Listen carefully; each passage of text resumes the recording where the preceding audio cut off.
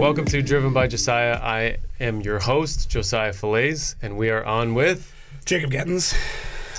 If you were to voice over a highlight reel of yourself, what would you say? A highlight reel of myself? Yeah. Ooh, that's a good one. Best intro. I would say 10 years of looking for fame to give up on it, and then fame found me. Because that was kind of that's literally what happened. I spent 10, 11 years just trying to get YouTube famous, and just you were around for parts of it because I shot stuff in the old shop, and the first, I always tell people, I'm like, man, I shot one of the first Mantis kits. And like, really? I'm like, yeah, I remember when it was being developed, and I got to film it out on a table, and I think it was the third or fourth one you ever made. Yeah. And then I literally spent all that time just trying to get famous, and then stopped, and then that's when the FD podcast happened. It's like that meme with the picture of the guy digging for gold, and he stops right before the gold is in front of him. I think I just laid so much foundation over the years of meeting people and doing interviews and filming stuff, and I couldn't even tell you the amount of things that I started doing years ago that came to fruition. I mean, a great example is Grid Life. I went to the first Grid Life. Now our company manages a lot of their marketing. Mm-hmm. So it's going to that event, meeting Chris, meeting Sean, meeting everybody there, shooting media at it for years, giving them footage, meeting the drivers. And then it came to a point where I was flying back from Norway, and Chris from Grid Life called me. He's like, I heard you do ads. I'm like, yeah, that's all I do. He's like, well, I need ads work done. And you know everything about Grid Life. You've been to I think I went to everyone except for during COVID. And he's like, yeah, could you just start? And I'm like, when? He's like, I don't know, where are you? I'm like, I'm in Heathrow Airport. He's like, okay, so tomorrow? It's just, that's basically what happened. It's just a lot of doing other shit to then have it start to pay off after a few years. So I saw you at Grid Life last year. That had already happened, or is this just recently for? No, that Midwest, it hadn't happened. I started with Lime Rock, I think it was. They wanted help pushing Lime Rock and making it big. That's easy. Yeah, just all you got to do is make Lime Rock big. We all played it on Forza anyways. Yeah, exactly. Yeah, that's awesome. So do you think that you would be discipline driven or motivationally driven? I'm disciplined out of necessity and self-hating motivation. Yeah, I would have guessed just by knowing you for the years, not personally on any crazy level, but just seeing everything. I would say that you're disciplined. I would be like, yeah, that guy must be in some form pretty disciplined. The discipline comes out of a weird place though, because it's I enjoy getting up at 5 a.m. because I know other people who do what I do are not awake yet. I enjoy that. It's not like a discipline I get a Jocko Willink, I get up at 5 because that's what I do, and that's not it. It's I get up at 5 because my kids aren't awake yet, and I can get 2.5 clean hours of work done where I'm not answering anything. And the other part too, and this is it sounds shitty, but I like to have my email inbox clear and everything out to everybody so they start their day and I'm already ahead of them. I want any client who sent me, because we get clients who send stuff at 2 o'clock in the morning, right? Because everybody in the marketing world works really weird hours because, I don't know, just it seems to be that way. Yeah, no, I agree. So I just having all my shit out. And then it's okay, you're starting your day and I'm already ahead of you. So now I need you to catch up. And it keeps people motivated. And now I'm the first thing in your inbox in the morning. And I'm already working. Yeah, so you'd be doing really well in stocks if that's what you were doing. You'd be 2 hours trading ahead of everybody else. Yeah, or getting everything ready to go, and that way when the market hits, it's cool. I've already got my bids ready to go. I know what I want to do. And you've always been that way, no. Or is this just? Yeah. I became that way when I started working for myself. When I worked for other people, I was if I'm in at 5 a.m., I'm in at 5 a.m. I'll sit in my car for 2 minutes before my shift starts. And I managed concrete plants for 7-8 years. Mm-hmm. So I was getting up at 3 o'clock, 4 o'clock in the morning because concrete's the first thing that shows up at any job site. So people literally roll in, they want their concrete sitting there, which means that 2 hours before that happens, I've got to be loading a truck. Yeah. So I was used to the early mornings, and then before that I worked in kitchens, so I was used to the late nights. So I've my entire life have worked off hours. So do you think that you gave up after the 10-year grind and trying to make the push, and that you just felt like it wasn't happening? Yeah. I felt like it peaked. Like we did a couple projects, and I was like, cool, like this is it. This is when it comes. Like, okay, we did this thing. You know, the Cummins Miata was kind of like that pinnacle of like, okay, we blew up the internet. Like everybody knew about it. Everyone was talking about it. And then like, okay, this is the part where somebody calls me. Something happens. Yeah, somebody calls me and says, hey, we want you to do this TV show, or we want you to do this, or we hit 100,000 subscribers. And I'm sitting there with like 6,000 subscribers, 10,000 people on Facebook. And I'm like, the hell else do I do? Like I did the craziest thing I could think of. I worked my ass off for 2 years to make it happen. Like what happens now? And so finding where your lane actually is probably is what that entire process helped with, because I've found I've been dabbling with a bunch of different methods, trending, being just changing kind of how I am, which is trying to be a little more outgoing than I naturally would be, or things like that. Yeah, you can laugh about it. Yeah. and really what I've just determined is that what works for some people, like I've seen drivers and other people in my little niche group of, I don't know, the Prospect crew from like 2021 when I was in it. Yeah. You saw some of the guys rise up. Stuke is in Pro 1. Powers, Novak, like those guys Britsky. were. Yeah. Well, he's not in Pro 1 yet, but. Yeah, so then you see the different levels of success and on social media and sponsors that they're getting, and trying to see how they did it, and then realizing that you can't do it the same way that they're doing. You have to find your lane, which my lane is different than all of theirs, and maybe they looked at me and thought they should follow my lane too, but really I'm an educator, a motivator, and a serious person, and that's just what it is. I'm not a serious person all the time. If you get me outside of business and competition especially, and just like free range, Grid Life is going to be fantastic. I love hanging out with the guys there and taking it a lot less seriously, but really that's the lane that I have established myself in, and I'm just focusing it now. So yeah, but you whether intentional or not, became a pinnacle of knowledge in a particular aspect within a niche sport. So like, and this is something like within business that I've learned, where it's like, no, just be the best at this thing, because if you're general, you're going to be generally crap. Like that's and I've fallen victim to it in the beginning, where I'm like, I'll just do everything. I'll build websites, I'll do this, and it was just a nightmare to try and keep educated in it. The power of one. Yeah, we do one thing incredibly well, and that is motorsport, and I mean aftermarket automotive, because it's kind of, they fall together. Marketing, that's it.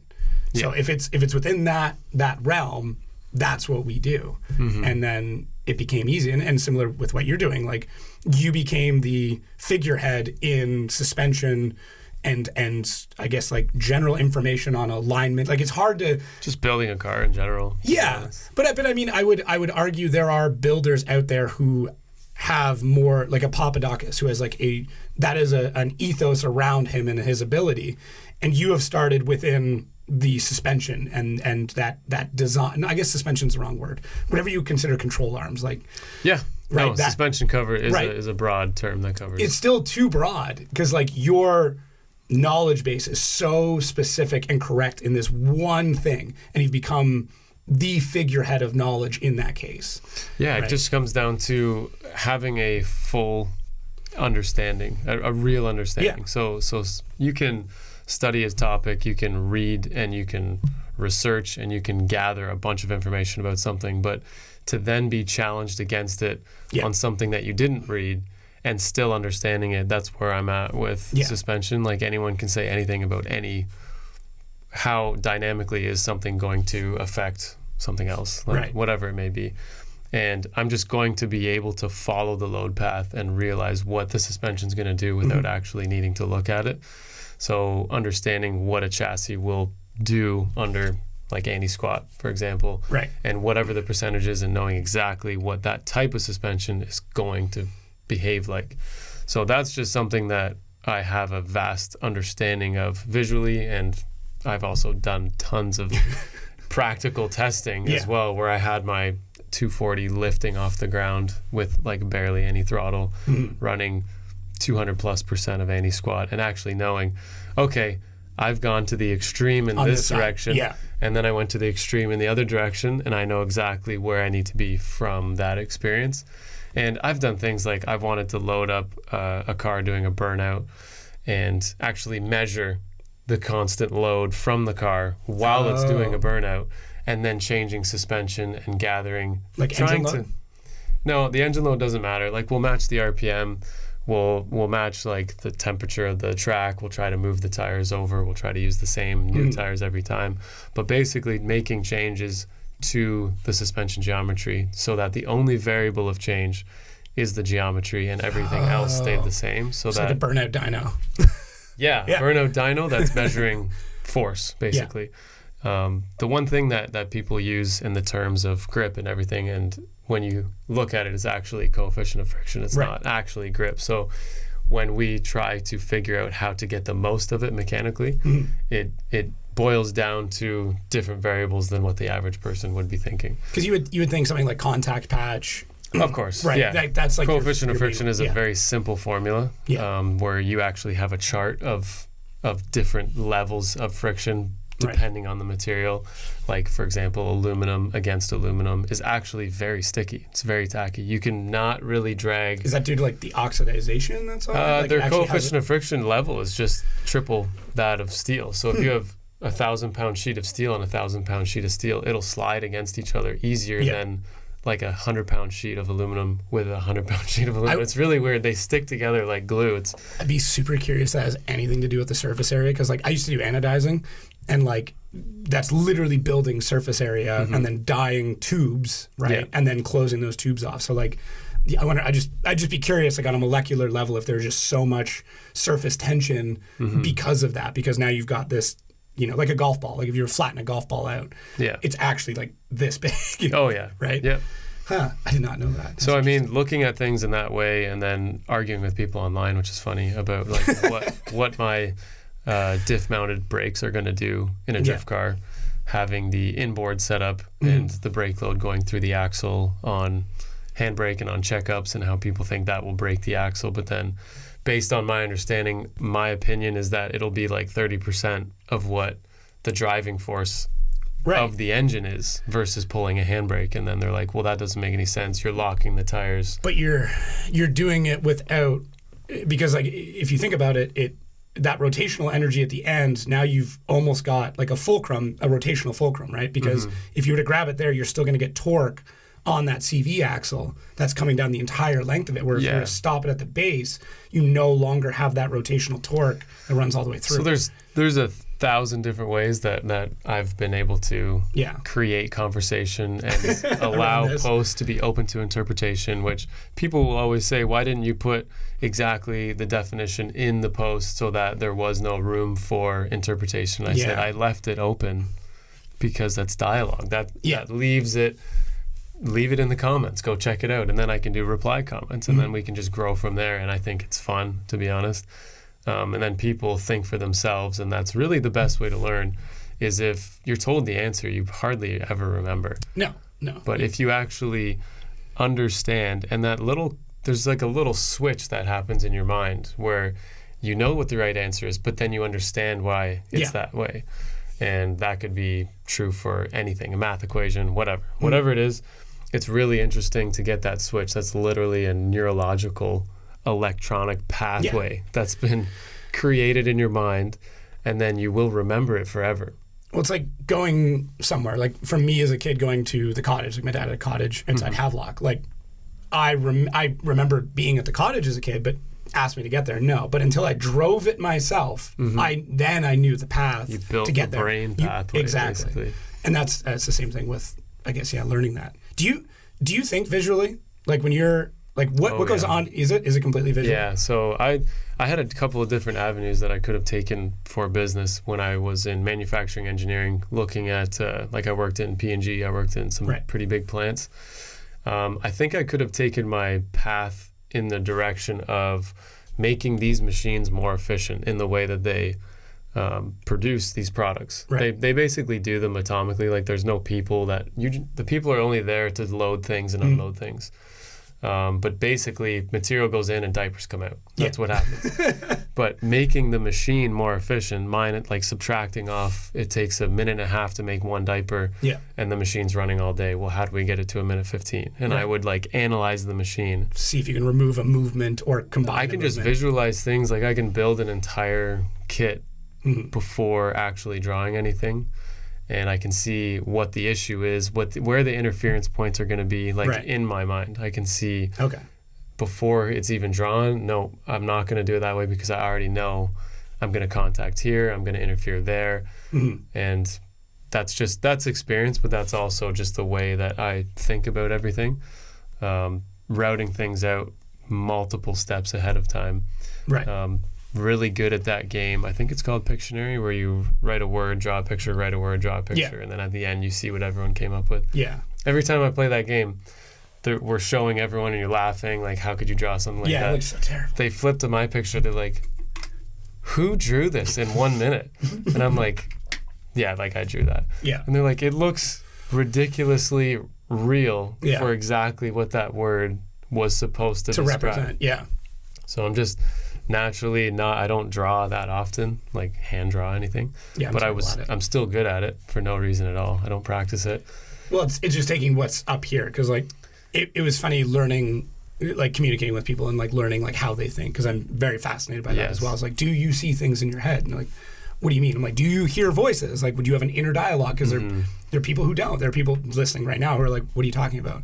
Like I have conversations constantly in my head, and it's like, it sounds weird, but I'll do that like in meetings or like presenting data, where like I'll present the data in my head and then start arguing with myself about what the data could mean. So that way, when somebody else has an argument, I've already had that argument, and I'm like, I've got the answer. Because like, especially doing what I do, which is essentially gambling with other people's money. That's paid advertising. Right? That's somebody goes, here's $100,000 a month. We want $400,000 a month out of it. Figure it out. I need to be able to defend every action that I take, good, bad, or otherwise. Because like, as much as I'd love to say everything I do is perfect, it's not. So you're able to challenge your own ideas pretty effectively. I have like ideas. We have I got to think of the best way to frame it, but we have a client right now who like is experiencing some economic decline, and I'm sitting here looking at information going like, okay, well, let's look at other brands that you own. Can you present to me like their P&Ls, their profit and losses over the same period of time that we're looking at this brand? And then I'm going through and just mapping the data going like, okay, all of these brands fit within the same category, and they're all experiencing the exact same rate change of profit month to month, like within a delta of like 5%. And I'm like, so that either means it is something internally within your ecosystem that's causing this, because that's the only common denominator, or the other common denominator is your buying segment is doing that. So then how do you go to a client who's expecting month over month growth and go, you're not going to see that anymore, and here's the data as to why? And then you have to talk them through that. And it's like, it's not an easy conversation to talk to someone and say like, you're not going to make money. I'm really sorry, and you may not agree with me, but here's the data. Here's the hunch I had, the data I've collected, and now I can present it to you. And then have to defend your point, which is something negative to the client, but letting them know before it's an issue. Right? Because what would you rather, like you as a business owner, would you rather somebody come to you and say, look, our projections say in 6 months, your industry is going to slow, start making changes now or consolidating now before that happens to save it? Or would you rather me go, yeah, it's saying this, but we're just going to keep pushing, we're just going to keep fighting, and hopefully it gets better, and then 6 months, it's too late. Like, I'd rather warn somebody now and hope I'm wrong in 6 months. Yeah, obviously the latter. I would rather have to... I mean, we're constantly doing that anyways. We kind of assume the worst in the best way possible. And we have to constantly maintain. I mean, we've seen it. Amazon is where they're at, but it could have been Costco, it could have been Sears, it could have been a bunch of different brands that had the market way before, and they didn't adapt and they didn't change, and they thought catalogs were going to be the best way to order things instead of somehow using the internet and somehow using apps. And when these things were coming out, I mean, that's how everything's happened. It's all the people regretting that they didn't buy into Uber and that they thought taxis were going to be here forever. And it's like, we are ever changing. And if you're not using like AI right now, and if you're not doing things to be, and I don't think I'm using it enough, to be honest. And I'm constantly feeling like we're always chasing that, and you have to adapt and change constantly. Yeah, or you get left behind. I mean, we literally got hired by a brand recently who is like a legacy automotive brand, and they realized it. They're like, we're not doing this, we're not doing that. Like, you know, and I made a projection of like their entire customer base dying in the next 15 years. Yeah. Just because of who they service. And I'm like, you have this amount of time to change course. So that's a brand that like our reports are more based off demographic than profit. Because they're like, we know we're going to lose money, but we either lose it now and switch to a younger demographic, or we lose it in 15 years when our entire customer base is dead. So the argument really is like for most of these people, companies, businesses, whoever they are, is that the quality of life is diminishing with the advancement of these technologies. And I agree, but there's nothing we can do about it. So. Yeah, I mean, so there's an argument either way. It's a shift in perspective. It's a shift in perspective. And it depends on how you embrace it. So a quality of life for some people, for sure, because like there's jobs that are going to be lost. But there's, do you want to be the guy cutting ice out of the lake in the age of refrigerators? Like that's how I look at it. Of right? course. Because when the refrigerator came around, the same discussion was happening. Someone going like, that's gonna, all these guys cutting ice out of the lake, they're all gonna be unemployed. Well, then those people had to develop a different skill and do something else that could be potentially more meaningful or less meaningful. So with that said, it could be the same argument in that what kind of lifestyle would you prefer if the simplest things fulfilled you and made you happy? So right now we're chasing something that's ever further it's a lot sorry, I didn't say that right. It's much harder to reach the desire that we want. So basically it's getting more and more complicated when before like if we were to just use food, for example, and what we think tastes good versus like something that's really simple that we would enjoy to eat, and then what you need to cook in order to enjoy it later on after you've had all sorts of meals, you've had all these experiences, and I know you love food, so that's what I'm kind of trying to make this relevant. But imagine just like broccoli just made your day. Yeah. And it'd be kind of the same, like I don't like reading, but imagine reading made my day. That would be fantastic. It would be so easy if just reading alone would make my day and I'd be happy as ever. But it doesn't. Unfortunately, it doesn't. And and there's nothing I can do about it. So we're constantly chasing and improving. And I mentioned this to somebody, but not on a podcast yet. The flavors for chips are getting ridiculous. It was on a podcast. It was? Yeah. I almost sent you a photo because we were in the grocery store and they had an obscure chip flavor. And I was like, shit, I gotta send this to Josiah. Isn't that funny though? Like I said, that was with Mike. Yeah, it was with Mike, yeah. So I'm just like wondering where our limitations are going to get to in order for us to be happy. And it's really, so I've been to third world countries. Yeah. With my parents. They made us do missions trips. You can give them a toothbrush and a soccer ball and their entire year is made. They seem happier than the majority, but they have to walk 6 miles to get water or else they die. So they're in a different state. They're in survival. Yeah, but that's the extreme to one side. The extreme. Right? So when you think of what the quality of life is, I agree with you 100%. A freezer is much better than cutting ice cubes. But then to what extent are you going to eliminate the work required or the satisfaction of achieving something to the point where you're just sitting there and everything comes to you? Yeah. That's not going to be a good spot to be in either. I think this is the same argument. I was hanging out with a friend of mine from high school, and like she immediately goes back to like nostalgia stuff and like, oh, it was so great back then. I'm like, it's been said by everybody ever.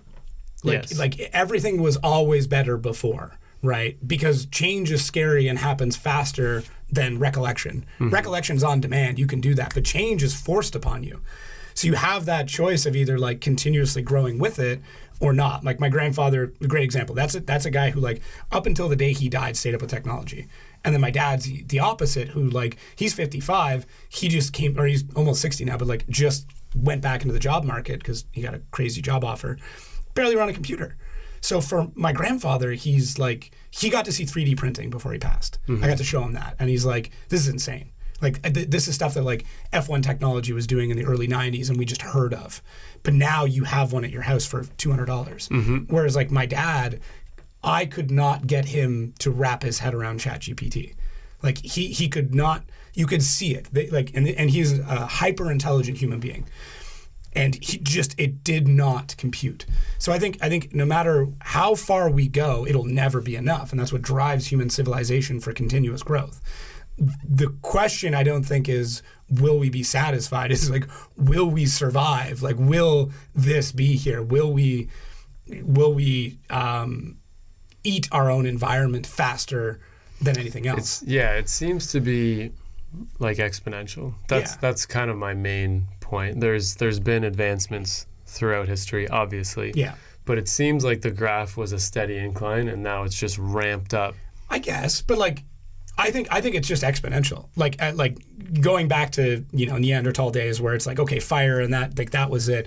It's just we're at this point where within 100 years we went from learning how to fly to now having robots or having automation run everything. Yeah, and okay. You can plot that. So you could plot this probably as well. So in history, there never has been children raised with screens and tablets. Right. So do you think that there's going to be some detrimental effects from this that can't be studied because it hasn't been long enough? Yeah. There's not enough time to measure what it's actually going to be like after 30 years of looking at a screen, how that person is going to be when they're 50 versus how our parents are when they're 50. In the same way it's detrimental that cooked meat now causes appendicitis. Right? That your appendix was meant to process raw meat. We don't use it anymore, so they get inflamed and I got a scar, man. I got mine taken out. Yeah, I got mine taken out too. So, in the same way that our body has now taken an organ that we no longer need to use, and other organs have gotten bigger in its place. So the evolution of human beings came. Now, the issue that I think we have is that we won't be able to physically evolve fast enough to keep up with our environmental change. It will happen. Because like the litter of to create a domesticated dog, it takes 10 litters. Right. On average. Yeah, sure. So you take a wild wolf, you grab the least crazy one 10 times, and you get a dog. I agree. It's like the only adaptations that we can see in real time are like if you go to the gym, you get calluses on your hands. Right. Your body's like, wrinkled fingers in the water. My hands are too raw from this bar. I'm going to put more skin there.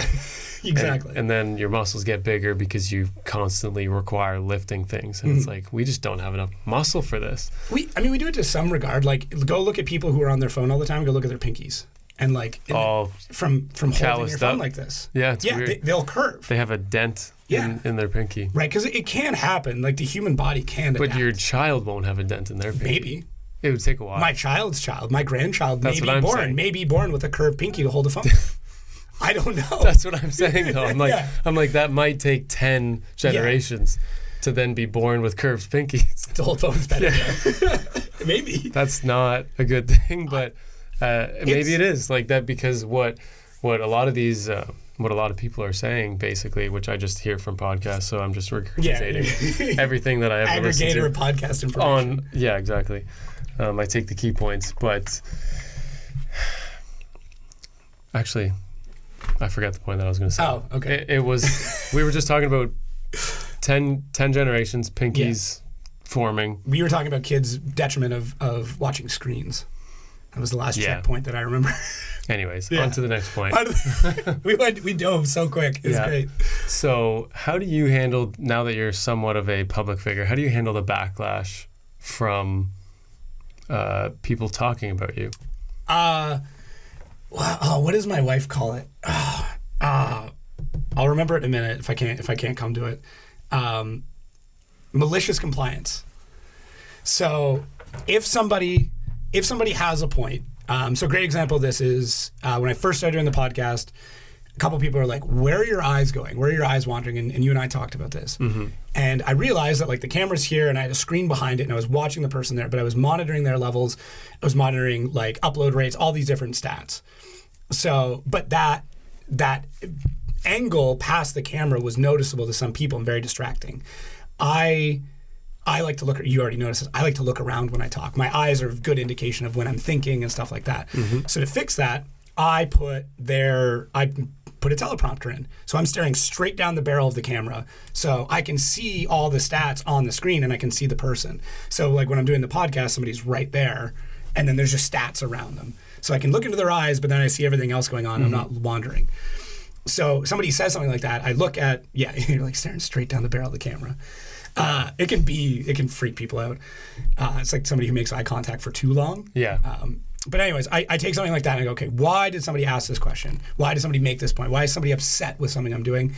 And is there a way to efficiently stop that comment from ever happening again? Cool. For $150, Neweir makes a teleprompter, and it required some weird workarounds to get everything to work, but it did.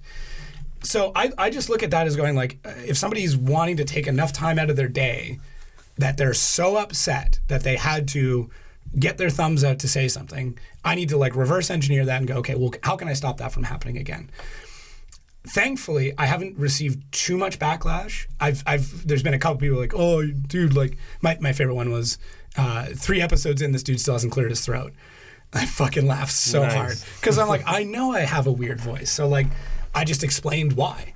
Like this is why I speak this way. That's why I have this weird nasally whiskey voice. I saw that comment. I thought that was actually a compliment because you haven't like done anything throughout the podcast. You haven't like had to cough or. But it sounds like I'm always on the cusp of it. Is that what it is? I don't know. I never noticed that.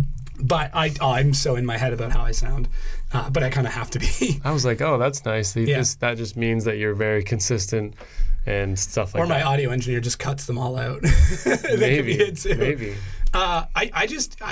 Malicious compliance, where it's like, this is a thing you guys want, so I'm going to do this to an nth degree, if possible. Like some people wanted visualizations for everything we talk about, which is great. Like I would love to do that. Every topic that comes up, something pops up on screen. Would love to do that. That would require the episode to be 3 to 4 weeks out from launch date. So that's the trade-off, right? Yeah. So if there's a ratio of people that are always just going to suck, the more you put yourself in front of them. If you normally deal with 100 people per week, and one of them sucks, you'll get one sucky person a week. I'd say. Yeah. But now that you're doing a podcast, you're dealing with one of the same ratio. Yeah. But on a much bigger expanse. So now you're dealing with 30, 50 shitty people per week. Just because of you elevated yourself to that point. So that's kind of how I looked at it. I'm like, there's a ratio for everything, and the ratio for human beings, and that could be how many of them commit crimes, how many of them are murders. Like there's a ratio and a percentage for everything. Well, how many of them say shitty things online? 1 in 100. Or worse. I think yours is too. I think you get more. You get way more than I do. None of it's personal, really. No. I can only count on a few occasions where it's actually been something personal that was just strange that they would be doing that. Attack you for freckles or something?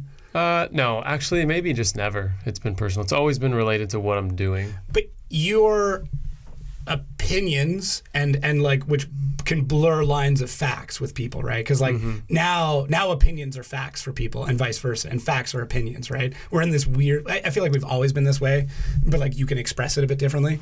So, but for what you're doing, you are asking somebody to take time and exchange it for something you've developed, right? It's money, but part of their life that they've dedicated towards something, you are requesting. If you would like this thing, you have to give up part of your money, which equates to the amount of time of life lost, to acquire this thing. So when you do that, that's now a transaction. What I do has nothing to do transactions. I'm 100% opinion and information based. And like, I don't even try to spit facts at all. I try to stay so far away from hard data in those podcasts. Nice. Because I'll ruin it. I'll say something wrong. Like I will have been like, I got this for sure. And then somebody like, no, actually I've done it. It's already happened. I've said like, this person did this thing, this factual number. And I'm like, well, actually, and I'm like, fuck. You did it once? I did it once and someone immediately came back and like, well, actually. And I'm like, oh, okay, I'm done. That's like, funny. No one comes to me for drifting facts, right? They, from my understanding, they come to the show because I don't ask canned questions. And I very actively head people off before they go into a canned question. And I'll answer it for them, which drives some people bonkers, right? Like, there's one thing that you do that I'll point out. It's not a bad thing, but you will ask the question, but then you will give them options of how to answer, which is nice if the interviewee isn't Like if they don't know, if they're not media trained or if they don't know how to answer it. But then sometimes I'm like, I think they may have given you an answer that I think that it's good in 50% of the cases. And then other cases it may be. Sometimes it's very exact because a lot of the times, honestly, I have a fact that I would like to get to. So I'm providing them two paths that run parallel to each other but still come to the same point. Right. So I need to get here. There's like some piece of research that we have done that I really, really want to get to. So I'm going to give you two options. And what I'll usually do is like there's multiple, but I'll like immediately cut away a bunch of them, right? Like I could say to you, instead of going like, I'd love to know how the shop was started, but I think most people already know the story of you working with your brother and how you were hand ticking cages and all that stuff before. But what I really want to know is like what actually started FDF in your mind, right? Like how did that begin? Which I probably already know the answer to. I right now I would be more of a guess, or I'd have to like go back to talks we've had previously. But maybe I'm trying to get to the professor that you had in college and the constant communication that you guys still have now. Right. So I can provide you with two options, and I can say, like, was it the ever love of drifting, or was it just a career path that allowed you to blend automotive and mechanical? Right? Because both of those things could work, and you may have a completely tertiary option that I'm not accounting for. But if I've done my research right, those two options both are acceptable and both get me to where I need to be. So a lot of the times it's little more thought out than I think some people think. Sometimes I just get I don't know that any people would actually analyze it the way that I did, but it's just something that I picked out. And I'm like, I think it's a great tactic, but then sometimes depending on who the interviewee was, I would have been like, I think they would have nailed it right after the question.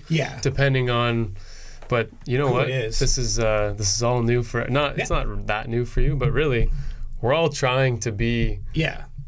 We're all trying to go somewhere. And I think you're doing a great job at it. I appreciate that. Thank you. It's been a long road. It's been 120 or 130 other episodes, which doesn't seem like a lot for on Pistonhead. On Pistonhead, yeah. And then we started. You did do Matt Field, and you did do these guys. Matt Field, Federico Sharifo, Ryan Sage was on there twice. Kevin Wells was on there. Like a lot of the guys I'm interviewing now on FD, I've already had very long conversations with. I did that because I was comfortable with them. So it was easy, right? Like I already knew. And without doing that, you wouldn't be here. Yeah, 100%. Well, you might be here. I might be here. I think I'd be here. But that's like the story with the podcast is like I was approached to audition for it. Like I didn't start it. I had nothing to do with the inception of it. This is brilliant. This is one of my questions. Is it? Sweet. Yeah. Yeah. How did we just, you know what? I actually planned that. See, there you go. You got us there. That was perfect. But you may have done that unintentionally. Anyways. So I read it about 10 minutes ago. Did you? Maybe I did. You started building questions again. Kind of. You might be better at this than you know. I don't know. I had thought about it, and I'm like, I keep trying to think about it periodically so that I remember to ask, because we can get lost in conversation. But okay, cool. So let's continue. You were approached to do the show. I think it was Ryan Sage it was Ryan Sage or a guy named Frank who approached me. So Frank is the guy who originally had the concept for the show. He has his own podcast. He's been around FD basically in the first 10 years. He was really involved with Formula Drift in the first 10 years, like in a background basis. So he had the idea of launching it in parallel to the anniversary with Formula Drift. And then one of the two or both of them reached out to me and said, hey, we want to do this podcast. We're going through some people to audition. We want you to audition. So I'm like, what do I have to lose, right? Like, might as well. So okay, can you send us podcasts you've done? So I sent them like FD podcasts. I sent them like Ryan Sage's and a couple other ones I was really happy with. I think Matt Farrell was one of them too, because like that's probably my favorite episode I've ever done. And then they call back and like, okay, well, we want to like sit down and run some scenarios by you. So we did all those. And then it just became a planning thing at that point where it's just like, okay, cool. And I don't know who else auditioned. I really want to know though. Like maybe egotistically just to figure out like who I got picked over, I think is what it is. Yeah, maybe Jared was kind of in there. But I don't think so. Probably not. He's too busy. I have some theories of who it is who I'm not going to say because I'm fairly certain they don't like me anymore, which really sucks. But I can't confirm it. That's too bad. But when you're going where you want to go, people aren't going to like you for it. Yeah. If you're pissing somebody off, there's a good chance you're doing something right. Yeah, totally. So with doing this, it looks like that podcasting has been on the uprise crazy in the last 10 years. You were right in the beginning of when it was becoming big before I even was listening to them. Mm-hmm. I was on yours and I still hadn't. Like 4 hours. It was like a 4-hour show. Yeah, I was sitting in this room. Were you? And the quality of it was, we did it live on Instagram and we had to keep going live again because it was 1 hour max. Yeah. Which was cool. I don't know how the quality was. I know you uploaded it too. I've got it somewhere. I don't delete anything. I have every piece of footage I've ever shot. And I know some people listened to it and thought it was cool. But with this, the sustainability is always a question that I have for YouTubers, for people and entertainment in general.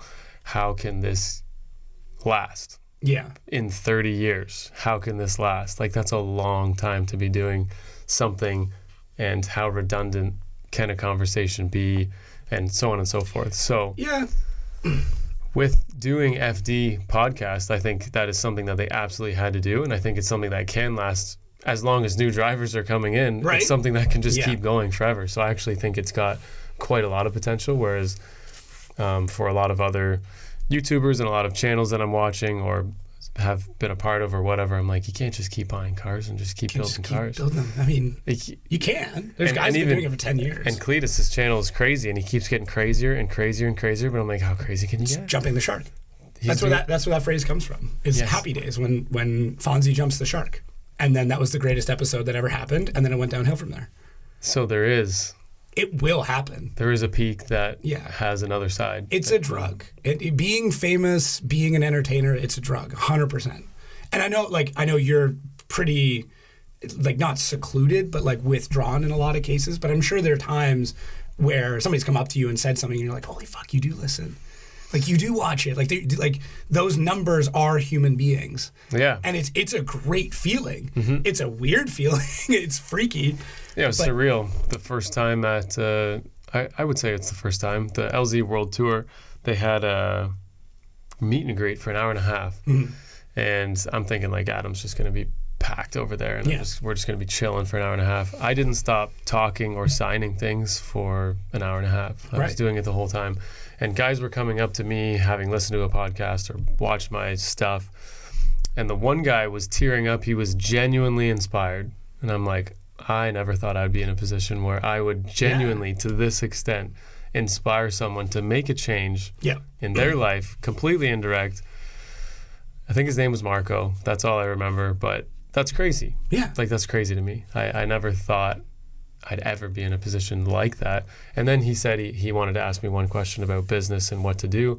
And I told him he was struggling with making the decision and if it was going to be the right decision. And I just said, because I've thought about it this way before, if your life is considered a GPS with a screen that's broken, what are you going to do? Are you going to sit parked and not go anywhere? Or are you going to try a bunch of different roads? If that road doesn't work, you are building the map on your GPS, and you're going to know you don't need to go there. Yeah. Right? So you do 50 roads. You might have failed 49 times, but you might have found that one road finally, and then the guy's still parked in the parking lot. Oh, dude. Yeah, the paralysis by analysis or just the fear of progression is brutal. I mean, I've had it. I got a business partner at the beginning of this year, and I put it off for 2 years. It was the best decision I ever made.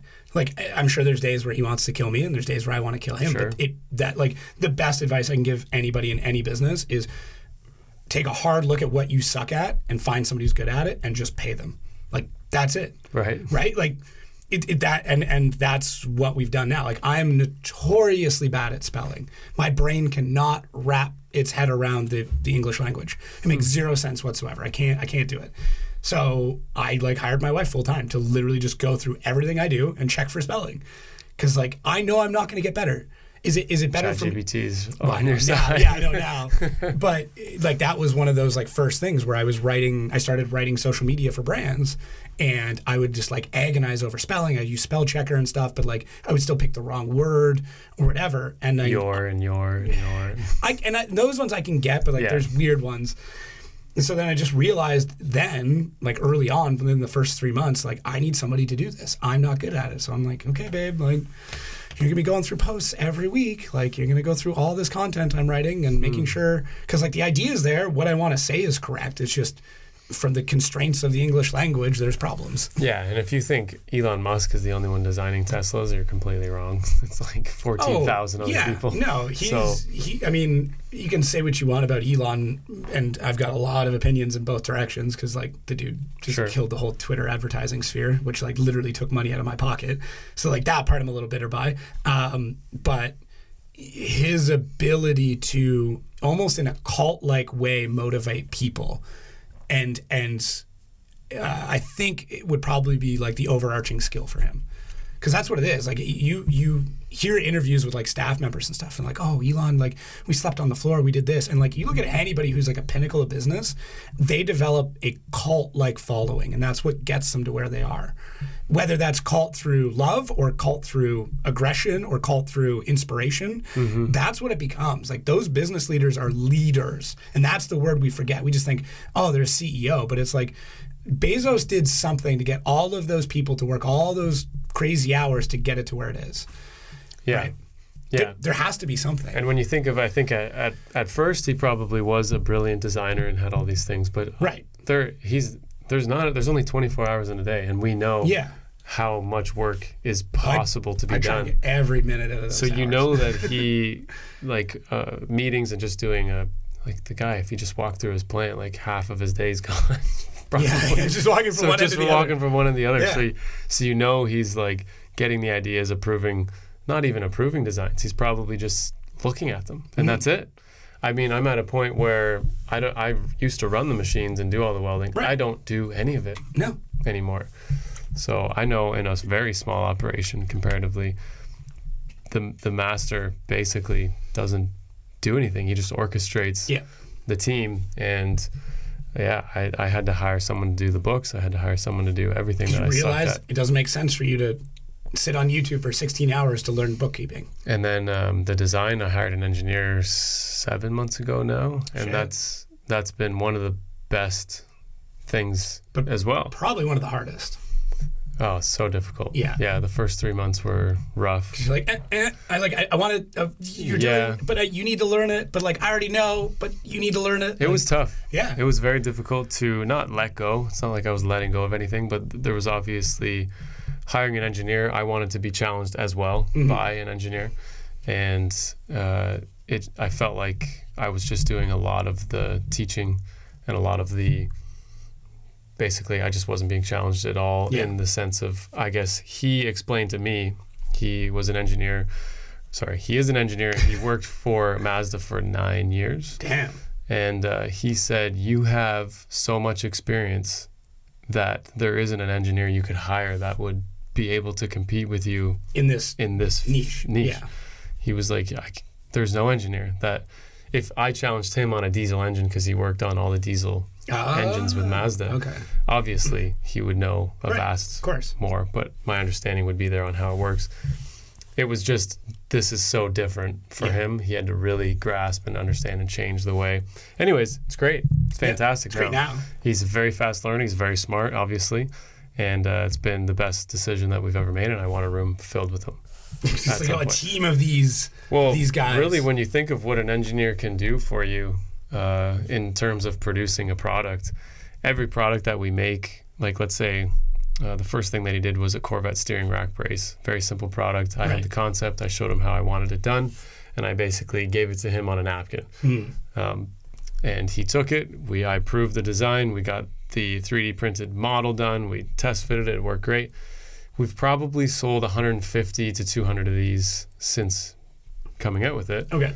That's worth about 50 grand. Yeah. And that's one little product. Yeah. And we work in the margins. He's very good with numbers. If you get him to do 10 products a year. Yeah, one a month. Develop a product a month. Is easy. Like to do one a month is actually quite easy. Yeah. I think the logistics of getting the cars in is probably more difficult than the design of it in a lot of cases. Yeah, and really you just need to get a car and just go ham with a 3D scanner and then save all the files and then come back to it. Yes, you just reach out and go back to those files when it's slow. Banking resources. Which is crazy because I have probably 1,000 scans. Yeah. And then I had another idea of once I'm done with these scans are essentially a 3D picture of something, which is not illegal to sell, because it's not proprietary. Right. It's a 3D picture that you can extract data from, but it is no different than scaling an actual picture. It's not somebody selling. You're not selling schematics that are proprietary. No. So I mean, my other idea was like, if someone has the ability to design something, they're probably going to design something. So I might as well offer another website that sells all these scans. $50 a scan. I don't care how small or big it is. Right. If one little arm that's this, or half of a car, $50. Yeah. You buy it, you get the download. There's the mesh file. What is the file size? Just out of curiosity, I have like zero frame of reference. Yeah, they range from just under a gigabyte for like a fairly large mesh file. Okay. To, I don't know, a couple megabytes. Okay. Like some of them are pretty I wasn't small. sure. Yeah, it depends on the mesh structure size. So, like fidelity, basically. Yeah. So the resolution is 1 millimeter, which is the size of the triangle that is going to build the mesh. Right. So as you're scanning it, it's building it with triangles, and these triangles can change on 3 sides to mesh the shape. So you can change that from like 2 millimeter, 3 millimeter. That would be fairly low quality scan, and you can go all the way down to like 0.2 millimeters. So if I scan like the steering wheel behind your head, that would be somewhere around 300,000 to 400,000 triangles. It'll give you the count when you're done scanning it. That's cool. And then you think of the computer now has to like allow you to rotate that and look at it. It requires a good graphics card and stuff. Yeah. So yeah, we try to keep everything within 0.8 to 1 millimeter, and you can generally get down to like an M6 hole pretty accurately. Okay. Which that's usually about the smallest hole that you'll get in anything automotive. Yeah. Unless you're doing like cylinder heads or very particular items, then you can drop it even more. But for suspension and subframes and stuff, you could have it pretty high, and you're still going to be very accurate. But yeah, something that's a good idea. That's detailed. How did we get here? Engineering, people. Just having an engineering. Yeah, no, it's good. You and I both rabbit hole so quick. That was quite deep. Yeah. What's the last question? Okay, no, I already asked you that. Discipline, motivation, hosting the podcast, and highlight reel of your life. We've actually done all the questions. I think so. So we can now just branch off into whatever we want while we are sitting here at... What's our time? 52 minutes. Damn. It goes so fast, huh? Yeah, and it's crazy. I've been averaging like an hour 20 to an hour 40 with Mike being around an hour 40. So yeah. Let's just go into, where do you see yourself with your business, and actually tell the audience a little bit about your business. Oh, I guess that's a good point. We kind of missed that. We never even talked about that. No. So I run 2 companies, and then I guess I co-own a third. So ZZX, because we're in Canada, so pronounce it right. Satuk, not a beanie. ZZX Digital, which was the first company I started, which originally started just as automotive marketing, or as marketing, developed into automotive marketing. Now it's kind of shifting into just the driver marketing side of it. So the drivers that we work with, that will be housed under ZZX Digital, just for business separation case. The other company, which is Monkey Bug Productions, which is the actual podcast company. So I built that separate from the business side. So there is a corporate separation for like conflict of interest, things like that. Because I don't want it to like come back to like, oh, you do this and that's why you did this. Like there is a separation. Also business-wise, like you can move money between companies easier. Yeah, of course. Yeah, exactly. Like once you learn that stuff, like once you get to the business point, where like, damn, it's so much more fun. Yeah. Where you're like, oh, like if I move this here, I don't get taxed on that. Except for the lawyers. But. Yeah, that part sucks. Yeah. Necessary evil. Yeah, so that's what hosts the podcast. We're trying to expand that to like host multiple podcasts, like so that way we could have a production company where it's like, you know, for instance, yours. And this is me pitching you, but like you could just go, here are the files. Let me know when it's done. Or here are the files, here's your deadline. Interesting. Right? Why not? I have a video editor. I have an audio engineer. We have the technology. I could, in theory, buy full podcast kits and lease them out. Sounds actually fantastic, to be honest. Because if there's somebody that has the ability to have a podcast, but they don't have the time. Imagine just a box that shows up at your house and you go, here's the instructions. We bought everything for you. You just set it up. and then we'll call you and set your levels, and then all you gotta do is press 2, which is basically the conversation we had. Yeah. You press 2 buttons, and then you have a podcast. And then when your files are done, you email them, and anyways. So that I wanted to make sure that was completely separate from everything else. And then I am a business partner in what's called Wild Lives Media, which is another marketing agency that's based out of Nashville. So that's the company I partnered with. Now, the benefit of what we're doing is we can now move, we can hire out of Canada, we can hire out of the US. We can play the exchange rate between two businesses when the dollar changes. Yeah. And it allows us to have a business separation if we need to, but a business conglomeration when it comes to working. So it's this really interesting thing, because originally we talked about just combining the two. And like, okay, how do we do that? So we started calling lawyers and all this shit, and it makes zero sense. So now one company just consults for the other company, but we work on large projects together, right? So, a brand comes in, we need all this stuff done. Okay, we've got, X amount of Canadian writers that do this, and we have US writers, and we've got ads people in both, actually all of our ads people are in the US, videographers that's in the US. So now if I need video work done, I already have somebody in the US, I don't have to worry about doing any visa stuff or worry about crossing the border, they just go. But we can also hire Canadian writers and pay them in Canadian dollars, but we're being paid in American dollars. Which is nice. Which is great. Right? Yeah. For right now. Can we pay you like next week? I think the dollar's going to change quite a bit. Well, or if we know that the dollar's changing, we can just move money between accounts. Yep. And if we know there's a big fluctuation or something, we can hold it in one place and move it to another. So is your market mostly US? Yeah, I think we have one Canadian client. That's it. So potentially two, but so having business in Canada myself and having 80% outside of Canada. Yeah. Largely the US, probably like high 60s would be all the US, and then we have pretty decent international stuff. Definitely looking at the business model, we would be doing way better if we weren't in Canada. Yeah, if you opened a US manufacturing plant and then had a Canadian manufacturing plant and like did it that way, that is by all means the best way to do it, right? Yeah, Canada has some benefits with importation and tariffs for sure, but then the US and labor and shipping is much cheaper. Yeah. Taxes when you can W-9 everybody in the US. Like everybody can be a contractor in the US, whereas in Canada, like our contractor rules are very different.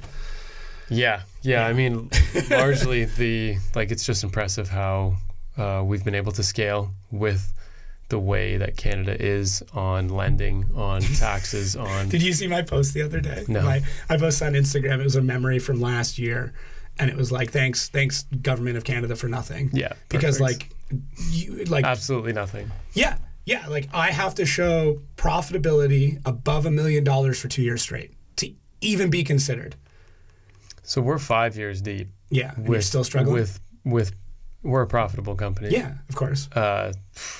They're basically giving us nothing. No. And I'm like, I can personally get that same amount. Yeah, that's...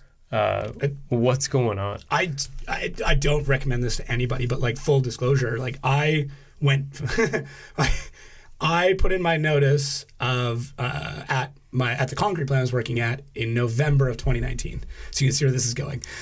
Yeah. Right. I said, hey, listen, I'm going to get you guys. I'm telling you right now that once you find somebody to replace me to basically like manage this plant, I will step aside. I will train them for 2-3 weeks. It's a very difficult position. It's very niche. Nice of you. Yeah, but I was already running ZZX and doing marketing for brands, and it got to a point where my day job was impeding the growth of my side hustle. And if anybody's like looking to make the jump, that in my mind is the time that you start doing the full-time leap. When your day job is noticing that you're doing side job work. Yeah.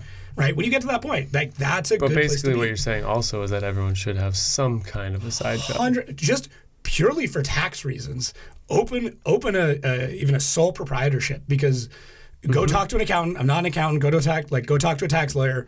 Understand what you're doing, but like the shit you can write off. This is all an opinion, by the way. All opinion, none facts. For the love of God, don't quote me. But yeah, and anyway, so I tell them this, and then, what is it, like February or March when like COVID hit? So I was supposed to leave that week. Like that was my last week. So I went to the owner of the company and I said, listen, like like the NBA shut down, and I've like writing was on the wall, right? I'm like, this isn't going well. No, this is not good. This is not going well. So I was like, okay, so I go to the owner. I'm like, listen, I have a strong feeling that you guys are going to slow down on work. Do not fire the guy you just hired who moved here to take this job. I'll figure it out. Everything's about to move to e-commerce anyways. Like if the world shuts down, everyone's going to be buying from home. People have a lot. Like not that I predicted it, but I had an inkling that this was going to happen. Mm-hmm. I said, can you do me a favor? Can you lay me off right now? Just lay me off. I'll collect EI. That gives me a little bit of time to figure shit out. And he's like, yeah. And this is like on the Thursday. And he's like, cool. I'm like, I'll still do we still do the marketing for this concrete plant. They're our only Canadian customer. That was like kind of the deal. And he's like, yeah, for sure. We'll write the paperwork up. Cool. I left work. I went to TD Bank and I pulled out a $20,000 credit card that day. And then I called Canadian Tire and I pulled out another $20,000 credit card. Because I'm like, I don't know what's about to happen. Like I'm about to go on EI. The moment I go on EI, I'm not getting any loans. Now I owned a house, like only had $20,000 or $200,000 mortgage. Like I was in a good place financially, anyways.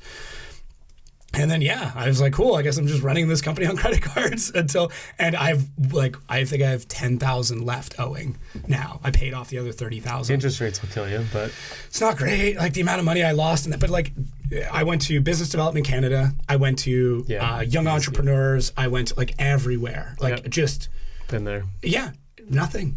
Absolutely nothing. Yeah, BDC wants they want equity in something, an asset of some kind. So what asset do I have? My computer? No, nothing. Like so if you wanted to like build a building, they'd be all for it. But you don't need a building. You're looking to the future. All right, BDC, we're going to the future. Yeah, I don't need buildings. Hard assets are. Everybody works remote.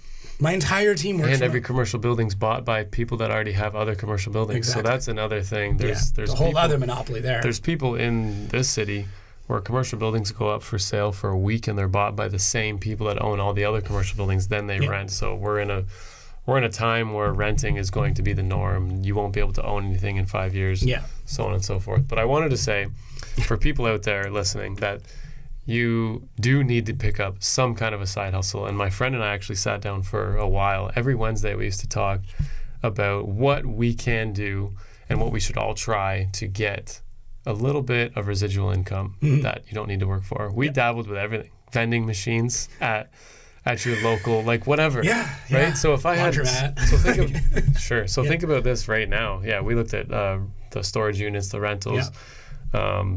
He's got a lot of connections, so we probably will end up doing something a little more fulfilling and dramatic than that, which is in real estate or in renting. But to start small, if I had a vending machine at my shop that sold Red Bulls, I'd make a fortune. You should. They buy them from the corner store every day. Yeah. So yeah, like it's honestly, I have too many things going on, so that's why I'm not doing it. But if you have time, have to say no to stuff. Yes, if you have time, you gotta try it. Like you gotta try something. You have to try. Even selling stuff on Amazon and selling things that are already being sold. Like do something that you can fail at. Right. Do it with the purpose of failing. Here, free idea. Learn Midjourney. Get really good at Midjourney. Spend an hour every day and make 6 different designs of whatever you want in Midjourney and put them on Etsy. That's it. That's it. It's interesting. Did you know that it only takes 18 minutes a day to be considered a professional at anything? There's a lot of things I'm a professional at that. But if you do one thing for 18 minutes every day, you will become a professional. Yeah, I can see that. That's all they consider. That's crazy. To become one. And if I thought about it, I was like, so I'll go weeks without playing The Sim, for example. Right. But if I did play it 18 minutes a day, professional sim racer, that is honestly all you would need to do per day. Yeah. But I'll sit down and do a couple hours at a time with the boys. But if I just did 18 a day, I would be. It's the repetitive motion. Your 40,000 hours or whatever they call it. It's 10,000 hours? Is that what they... It's not that much. Okay. I thought there was like a thing where like that's when you know something. No, I do know what you're talking about for that. Yeah. But what they consider to become a professional, the requirement would be do that thing 18 minutes a day and you will become a professional. So that's not a lot. Hard. No. We do lots of things for 18 minutes a day. Yeah, we are expert. Shower 18 minutes a day. We're expert TikTok scrollers for 18 minutes a day. We're actually beyond expert. Yeah. Most of us are. Yeah. Whatever. I don't know what level that would be. 3-4 hours for some people. Not me. But that's how I know I'm not motivated, is when I start scrolling. Like that's my indication that like my day's not going well. If it's 2:00 in the afternoon and I'm scrolling, I'm like, what the fuck? Like what happened today? Why am I here? Let's talk about your health things. So I've had energy. So I constantly am like aware of what I eat a lot of food and I work out every morning. Okay. So I go to the gym with my friend or not with my friend, depending on if he's there or not. But basically before work, I get up at 5:15, go to the gym for 6-ish if I can get there. Okay. It depends on if I have the kids going on the bus or not or whatever. Right. Do my workout, eat a breakfast before and eat a breakfast after, protein shake, lunch. Like we're eating a lot of stuff. Not all of it's even that good. It's just I need volume and I still end up losing weight because just the metabolism is crazy. Very tall, very thin. That's just the way that we are. Yeah, you just drain food. Literally. I know. Literally, like Joel, he's never worked out a day in his life. Really? He's like 6'7" and 190. Yeah, I saw him at Shanville. He doesn't do anything. He looks the exact same as when I left him. Skin and bone, the guy will eat just as much as I do or more, and nothing happens. That's crazy. Which is cool. Yeah.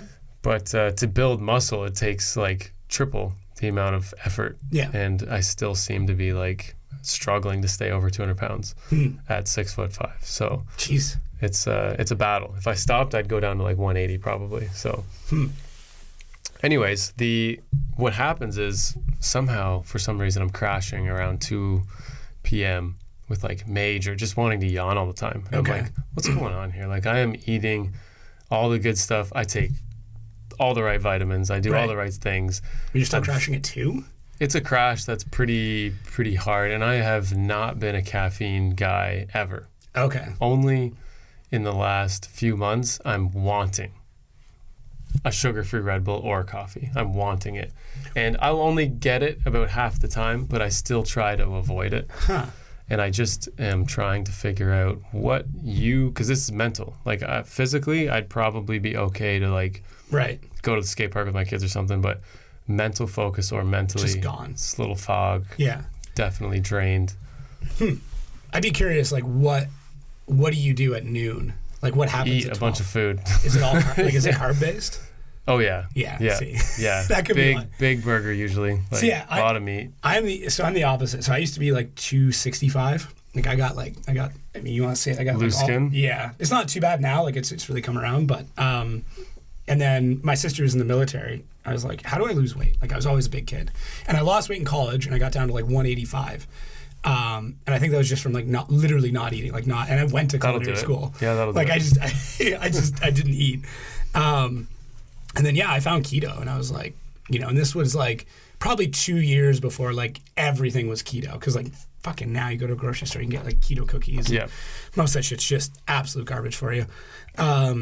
So for me, I guess my ritual is normally up by 5. I don't set like a hard alarm. I'll have one that goes off at 5 and then I have like a 10-minute snooze. Mm-hmm. But at 5:30, it's like a hard alarm, like you're up no matter what. You have to be. Yeah, I've got to be. There's the odd days where like if I'm still sleepy at that point, I know something else is wrong and I will sleep in more, but like it maybe happens once every 2 weeks. Up at 5, coffee, and then this stuff. So this is keto cuts, which is beta hydroxybutyrate, B12, vitamin D, and I'll drink probably 2 of those a day, and I'll drink probably 6 liters of water total throughout the day. But I won't eat until probably 3 o'clock. You didn't have any breakfast? No breakfast, straight coffee. Oh, wow. Yeah, probably about 1.7. I think my carafe is 1.7 liters. My wife will drink a cup, so I'll have 1.5 liters. That's crazy. This is it's very different. It's like when you're explaining yours, I'm like, dude, I'm the complete opposite. I was good with the gym for a while, and then I found the muscle soreness was affecting my day so much that I stopped. I'm sore every day. It's just... I can't do it. I get too distracted. I don't know if it's like I'm just so conscious of it or something, but like if I hurt, I can't focus. So then the result is like, what do? I take a bunch of ibuprofen, which then destroys my gut. So I can't do that. Yeah. So like I do vitamins. I use Persona Nutrition, which does vitamin packs, and it's like a roll. So I get one that's for morning and one that's for night. And every month I update how I'm feeling, things I'm eating, and then they adjust it. Highly recommend it. It's super great. There's a couple of different companies. I like theirs because they have like cordyceps mushrooms, which I'm big fan of. Yeah, so I'll take beta hydroxybutyrate in the morning, coffee, work from, let's say, 5:30 till 7:30, get the kids up. 7:30 until 8:30, I'm getting them to school, and I don't do any work. I don't answer anything. I take an hour break, like with the kids. And then, I work until basically 3:34. And then a lot of the times I'll kind of cut at 4 till 5, hang out with the kids a little bit, and then I'll go back to work a lot of the times around 8 p.m. when they go to bed. And I'll work till 10 and then back up at 5. So what do you do for fun? Consume more knowledge. Nice. That's the same. Yeah. Like that's what I'm going to find with people that I talk to on this podcast specifically is like we don't do anything, like we don't watch shows. I'll watch a movie with my kids for sure. I watch shows, but they're all knowledge based. Exactly. Like the most entertainment stuff I'll watch is like Linus Tech Tips, like computer stuff. But it's usually because I'm looking for a piece of technology that I want to buy to make something in my workflow go faster. It's the difference, eh? Like there is no time wasting. I would say I would say once every 3 weeks I'll spend an hour playing Apex Legends, and that's it. Really? That's about it. Big fan of Apex Legends. My son played like competitively during COVID. Yeah. But like even that, I've played it. It's good. Fun game. Yeah, it's fun. But like I'll know because I'll get like antsy and distracted and feel like I'm running in circles. And like I'll get that feeling where I'm like I'm moving, but I'm not accomplishing things. Is 3 weeks enough to avoid the constant update every time you turn on the Xbox or whatever you play? It's on PC, but like I just let it update in the background. Okay. Yeah, I automate so much in my life. So basically what keeps me from playing is the fact that when I go to play, there's this crazy update. I'm like, okay, we'll just try that again in another 3 weeks. I have two. No, it's just one line now. It was 2 lines. I have 3 gigabyte fiber line running to our house now. So like whatever Bell's biggest package is, I'm like immediately like, yep, I'll take it. But we have a server in my office, so I need it. Yeah. So I used to play online with the guys at work and stuff, and I just can't justify. It's a time suck. Yeah, 30 minutes to an hour, and I'll be like, I'm wasting my life. I'm gonna go do something else. Yeah. Which I don't want to say that playing games is a waste of your life. It is definitely it's a drug. It's dopamine. Yeah, it's like if you read that book on dopamine, I think it's called like. I've watched a lot of documentaries. So I'll send it to you. I didn't read audiobooks, right? Yeah, reading is not efficient enough for me. I need to cut the grass and listen. Like exactly. I need to have 2 things need to be happening at all times. I couldn't agree more. Yeah. You won't catch me reading a book, but I will listen to a book. 100%. Yeah. Do you get people like, hey, how do you do all this? Oh, dude. I mean, one of the biggest things to gathering all this knowledge and then regurgitating it is because I love to drive and I listen to things while I'm driving. Oh. And if I'm interested in anything, I retain it like crazy. Yeah. And if I'm not, I won't remember any of it. So it's great. It's a filtering system that has... if it didn't live up there, it didn't need to be there anyways. Yeah, exactly. So I constantly am bringing in information, just like you said. And I really, if I'm not learning something by watching something, I'm disengaged almost immediately. Yeah. Like movies these days just don't do it for me. So documentaries are where it's at. I'll watch movies just to see how it's shot. Like why, like pacing, right? Yeah, like, I could see you watching a movie just like thinking the angles. Yeah, what lens is this? I'm like, wow, they shot this all in anamorphic. Like, why did they choose to do that? It's such a pain in the ass. I don't know any of that, but I can appreciate a good scene where I watched that war movie, 1917, I think it was, where the scene was 30 minutes or more. Take, yeah. That was wild. Yeah, it's not a one take. It's like 50 segments that are stitched together. You can see that it still took a lot of thought. Yeah. To make that happen. It does take a lot for me to get lost in a movie now, like to really get like into the plot and dive into it. It takes a lot, but most of the time I'm watching for like the practicality of like how they shot this and like what camera, and then I'll be like looking like, oh, they shot this on an Arri Alexa Mini and they used Canon C glass, and I'm like that's cool at the same time. Yeah, that's really cool. Literally 2 things have to be going. I can appreciate if the scene is of a certain level of drama that I'm like, it's just acting, or like it's whatever. Do you do that watching racing though? Like, do you watch drifting and then you're like constantly looking at how the car's moving? Like, has this ruined the stand on the grandstand? Like, that's cool. Yeah. No, I constantly, well, I mean, I can't even go into a mall or walk down a handrail without looking at the welds. So there's in this exact same level. Yeah. If there's a coat hanger showing off a bunch of clothes, I'll be like, swells are nasty. Like, and it's holding coats. Like, it doesn't matter. Doesn't matter, but I'm like, still, they covered it up. I could see them grinding it. I'm like, China just dropped the ball on that one. That's how I am with the commercials and ads. Like, I'll scroll through Facebook to look at ads. Like, I posted one the other day of somebody promoting, I can't remember what type of racing it is. It's in Australia, like their V8 supercar. And the ad was upside down because it's for Australia. I laughed so hard. I'm like, that's so good. And it stopped me. Because, like, why is this car? Believe it or not, spelling errors will have a higher click-through rate than non-spelling error ads. I agree. Like to a 30% uptick. There was a guy that did an ad for a Tic Tac box, and he said it was the most successful ad he had ever run, and all he did was say that there was 4 rows of 8, and then he said, so it holds 36. And the math was wrong. So he's like, then it holds 30. That's so this Tic Tac box holds 36 Tic Tacs. Yeah. It got like 50,000 comments, all of them saying 32, it's 32, it's 32. And because Facebook and ads don't distinguish negative from positive comments, all they realize is that this ad is popping off. Yeah. And then they got pushed into the algorithm. Brilliant. Pronounce something wrong. Do it. Just say anything that could be remotely considered wrong. Say Vitor wrong. Yeah. I've already talked to Chris about that. Yeah, Vitor. I don't even know how it's said. So I said Vitor, and he said Vitor, and he's like, actually, I like Vitor. And I'm like, there's no E in after to make the I. I was like, whatever. I'm looking way too far into it, but Vitor sounds cool. Vitor sounds cool. And he's like, honestly, I agree. We're going for that. I'm like... But that's the thing. People want, like, there's so many, like, algorithmic, like, in advertising stuff. So what did you think of back in the day when we were kids, when Square's cereal turned into... Oh, the turn of the diamond. Yeah. Brilliant. Yeah, it's crazy. Wasn't it? Yeah. It's just, but, like, we're talking about it now. Like, people said that was so stupid. I'm like, that was brilliant. No, it was so good. They didn't have to change anything. There's so many ads that, like, I'll go back and, like, there's ads that are, like, great for historical It almost requires an applause. There's entire like award ceremonies for ads. Like that's a whole funny. thing. Yeah, there should be. Yeah, there should be. Some of these things are brilliant. I think that's why, and you can see me like getting physically excited about ads because like it combines so much fun shit to make ads work. Psychological, like, psychology, color theory, word theory, visualization. Like there's so many of these things that like.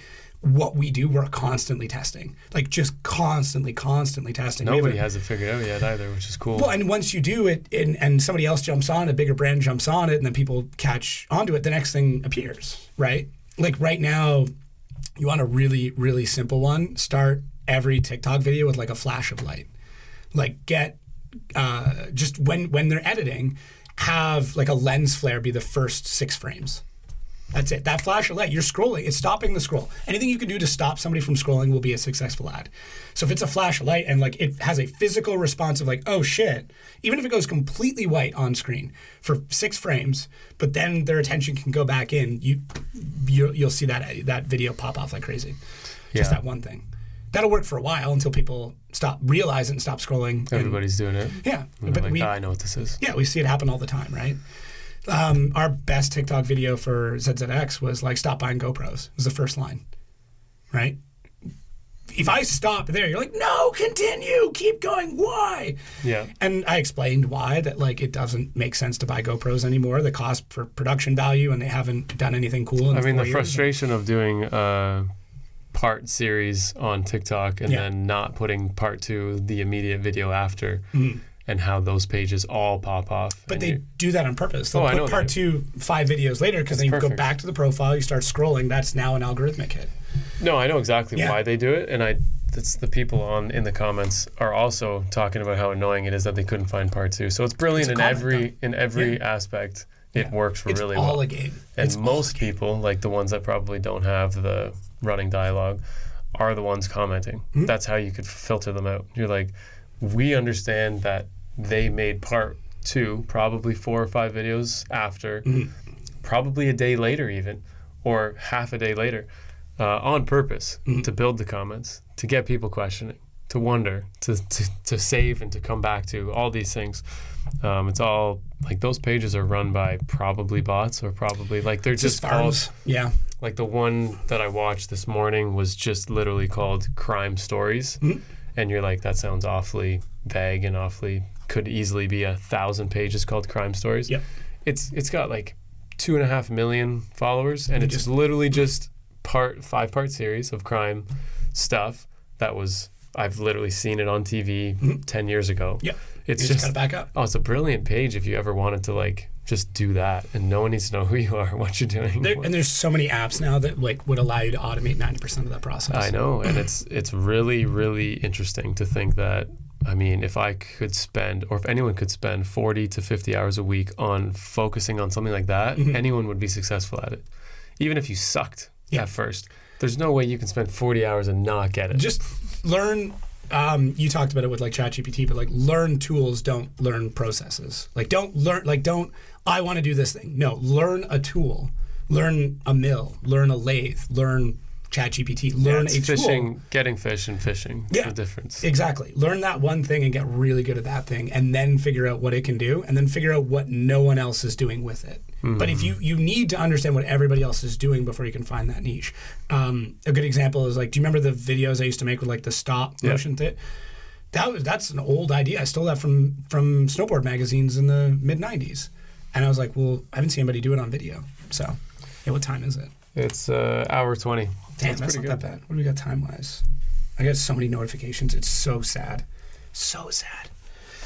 It's the way it goes. How many do you get in a day? How many emails do you think you get in a day? Emails are not nearly as much as messages. Yeah. I don't respond to Facebook or Instagram messages anymore. Like personal ones? Personal ones. Just to the shop, really though? depends on who it is, and if I see it in time. Yeah. Because they'll just get pushed down, and I just won't see it. Yeah. I try to say, just, you guys got to email. But on our business side of things, man, we get 100 emails a day, probably. Obviously, I have 2 guys on emails all the time, and then after they're done through them, if they can't answer them, then they go to the boss man box, which is mine. Do you use any software to help with that, like Georgia or any like customer support software or anything? I was asking ChatGPT about that the other day, and it told me all the right stuff to do, and we just haven't done it yet. Because I'm the only one, me and Jack, I finally got Jack on it with ChatGPT, but I'm really the only one in the shop using it. And my other guys, like, people just don't care. That's the thing. People don't care. I'm excited about it because I'm like, it changes the way you think. Like, you basically have to, you ask it the right questions, but thinking how to ask it the right questions is an art in itself. And it changes the way, we're always trying to find the answer ourselves. So we go on Google, what is this? That's wrong. Don't go into ChatGPT and being like, what is this? You have to talk to it in a way that's politely. You get better results being polite than you are. Is that statistically proven? 100%. Because some guys are absolute dickheads on it. No, and the way I always say thank you too. The way I see it is like, eventually they're going to be our robot overlords. So I want like a good history of like me being polite. Yeah, I agree. No, I'm always like, can you please? Yeah. Thank you. And I'm like, I don't need to say any of these things. You are an expert in. You are exactly. Have you like done knowledge compiling with it yet, where like you give it a thing and say, please let me know when you have a deep understanding of this information? I've done asking it to question itself to better its response. I've done that. ChatGPT 4 that costs $20 does that on its own now, but I haven't paid to get it. Oh, just do it. Did you? Oh yeah. Oh, so you're on ChatGPT 4. Oh yeah, no, we have a corporate account. Yeah, so I haven't. So it came out. I played with it for 10 minutes. I'm like, signing up. Here's my Amex. No, I may just, like, I was one of the first people that I knew, and it was very early when I got ChatGPT last year, very late last year, and I was like, this is crazy. We have to utilize this. So basically, I'll write an email to you, and I'll just copy and paste it in there, and I'll just say, write this email more professionally or whatever. Whatever I wanted to do with it, I'll make it do it. Yeah. And then you can regenerate with some points, or you can change some things. And then I said, can you make this a template for whatever? And then it gives me a beautiful template. And I'm like, that's what I'm using it for mostly. And it sounds like too professional sometimes. So I'm like, hey, can you take a little bit of the... So you can teach it. You could... so this is where like the paid one works really well, because it'll keep threads, and you can like go back and go to old threads. So you can just keep feeding it your emails that you've sent over the last 5 years. So what you could do is take all of your emails, copy and paste them into a Google Doc. ChatGPT 4 has web browsing ability now. Send it the link to that Google Doc and say, please, here are emails. Reference. please use this tonality and writing style to now recreate this email. Right? Yeah, so I keep all the emails in the same thread so that it's constantly referring to those. So it does do that already.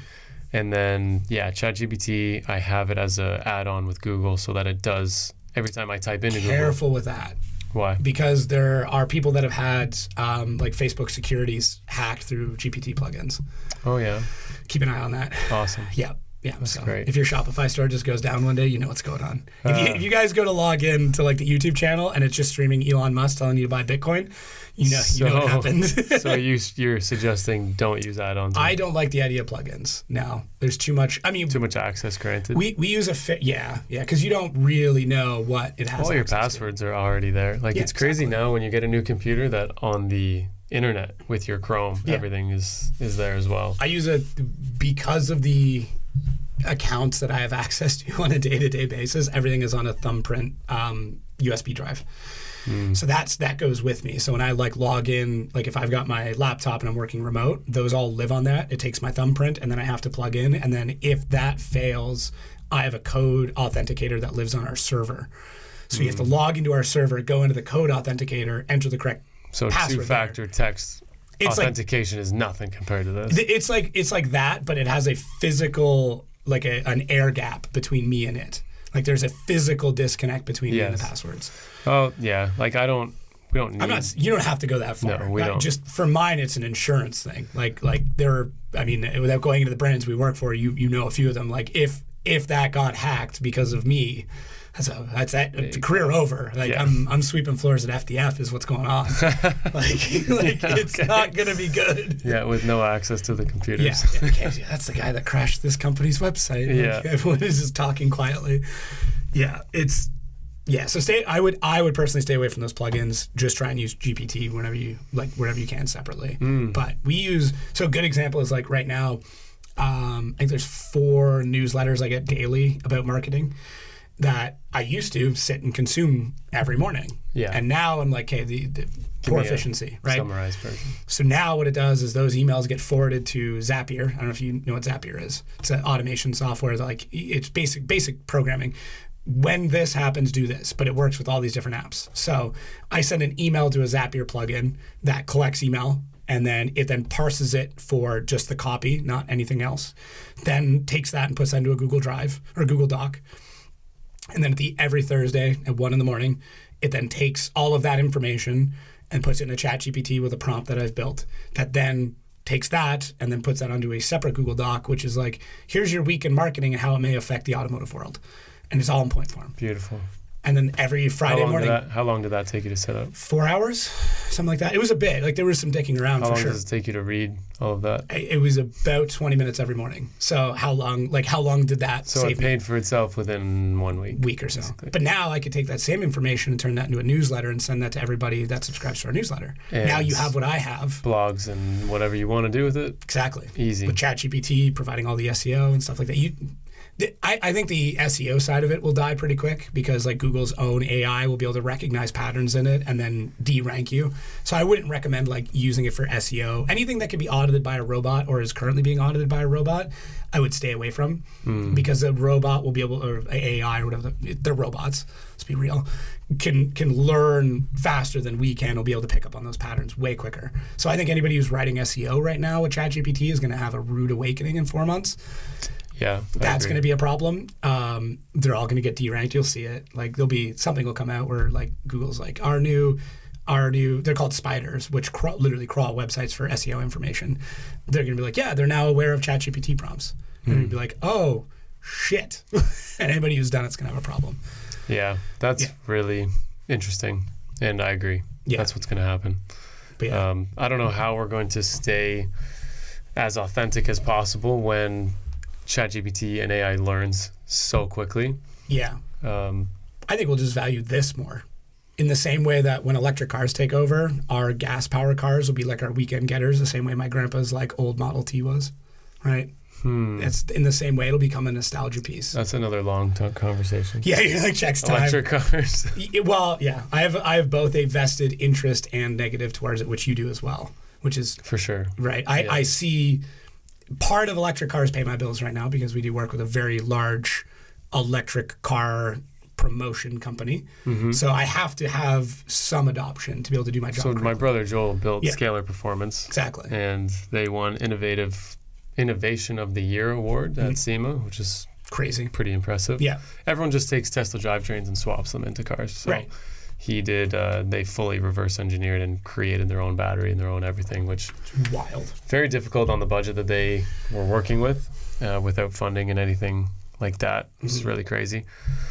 But with electric cars and the sustainability of them in terms of what we do, and then when you actually break down like what a battery cell and the energy that is capable or possible of being stored there versus what basically one Coke can of gas is worth 4 cases of Coke cans representing the battery. Right. There's the same amount of energy in these two substances. Right now.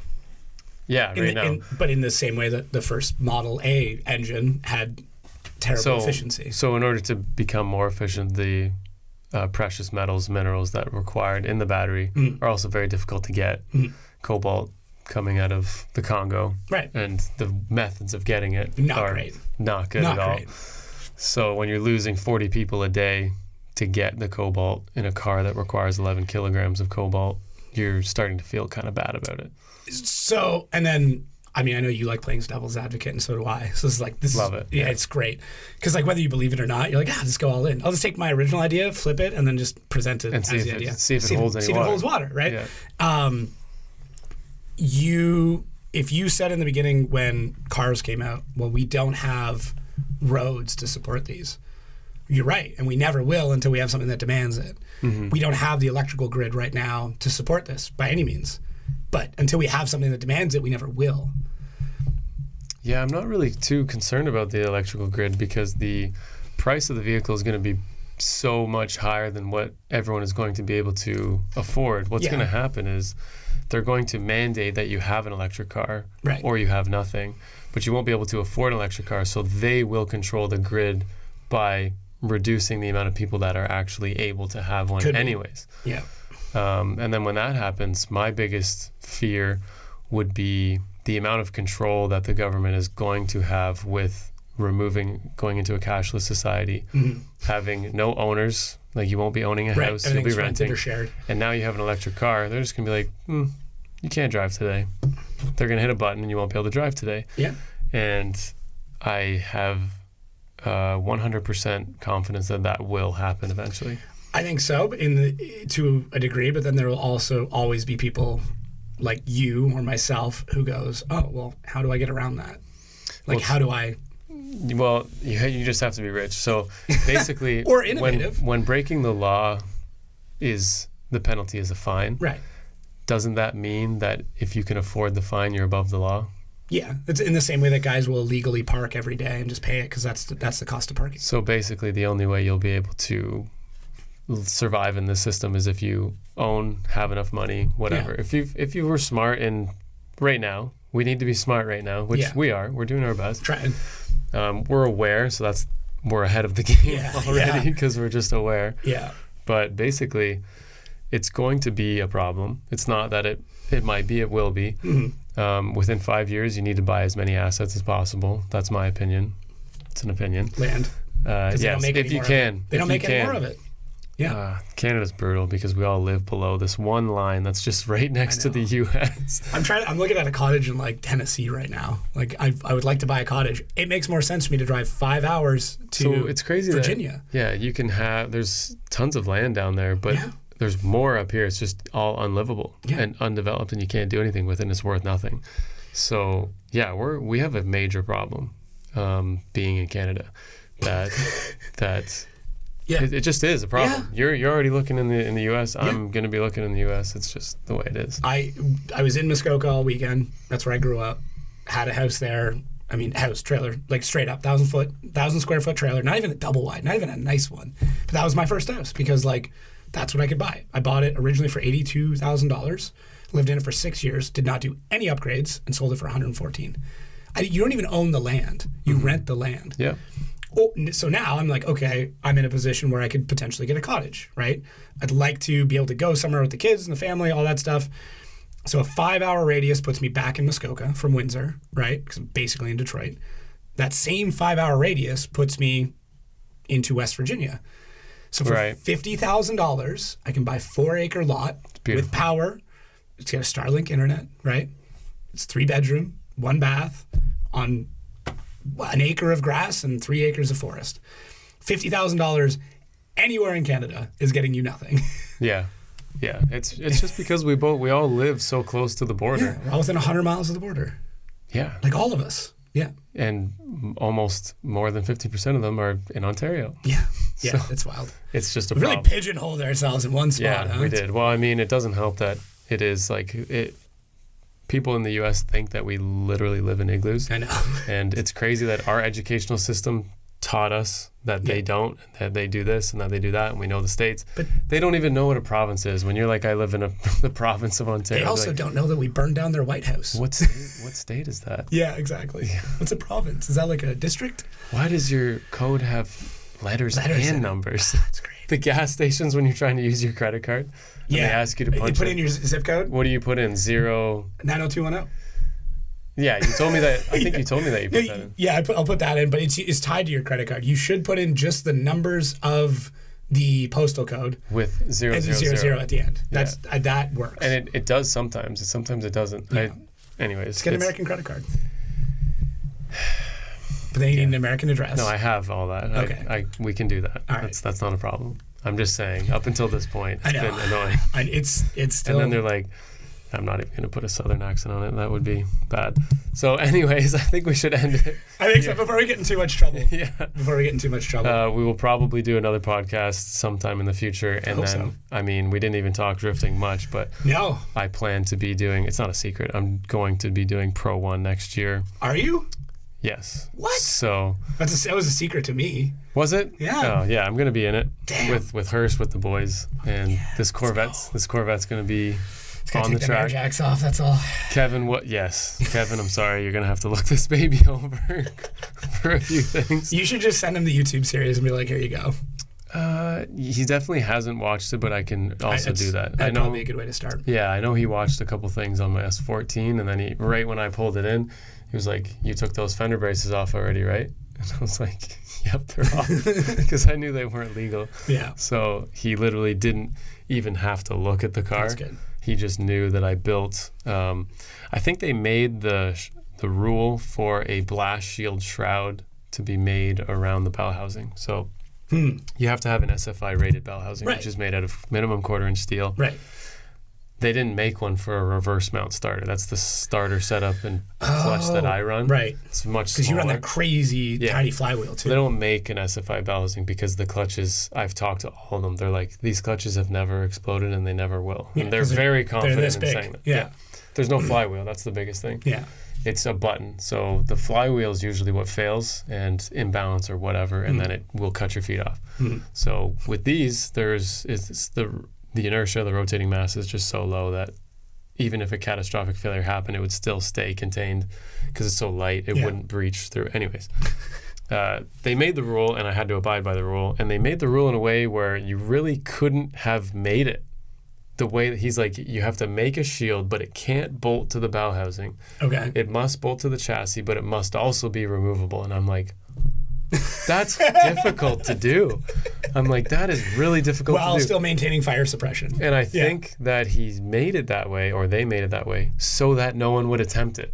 Because if he just said, you can make a shroud, but it can just bolt to the bow housing. Easy. Done. Or if you could weld it to the chassis. Yeah, easy. But it has to be removable. So I made this crazy. I made a 2-part video on it, 2-piece, 3D scanned it first. All these bends, all these things. It bolted to the... Oh, it was crazy. Anyways, I did it. And I was so offended when he didn't even, look at it. I spent all this time on it in tech. I'm actually waiting for him in tech. I'm like, please, look at it and say something. Yeah. He didn't even look at it. Oh, my God. Kevin. I'll bug him. You were supposed to be nice job on that shroud that I basically worded so that no one would attempt it. You're the kid with the paper tie on Father's Day that I was like, that's nice. And you're like, you have no idea what I went through. Yeah. So I just felt like I should have been, anyways, I should have been credited I'll more. let him know. I'll let them know to check the next car. The other thing is they still don't have an SFI bell housing for my setup. Really? So we are going to need to conquer this quest again. For the vet. Yeah. I won't be running that bell housing cover this year though. Yeah. So that's good. Grid Life is supposed to be the debut, which you will be at. I'll be there. I'm going to try and sneak my way onto the mic. Should I try and post this episode before so that it's relevant? I have no idea. Good luck. Matter. I'm going to try. I'm going to get an email. Can you balance this audio for me? Right. Yeah. I'm going to go bi-weekly with this podcast, and I can't compete with what you guys are doing. But that seems to be fine. I just did Matt last week. You now. That's a month. Yeah, you're good. And the reels are what that would do. That's where the money me. is. Yeah. Cut the reels. People told me they watched my podcast, and then you found out it's just the reels. Yeah. Which is like I take 6 total from each episode. That's a good number. Yeah, I could take way more. Yeah, but add more visualizations over it. It's my only. Jack, you got more work to do. Just whatever you're talking about, like have more references of it, and like make sure that you're not going more than a second without a frame change. Gotcha. Every 24 frames, change what's going on screen. Yeah. Good point. It's a lot. Okay, man. All right, dude. Well, sweet. Thank you. And we'll see you guys on the next episode.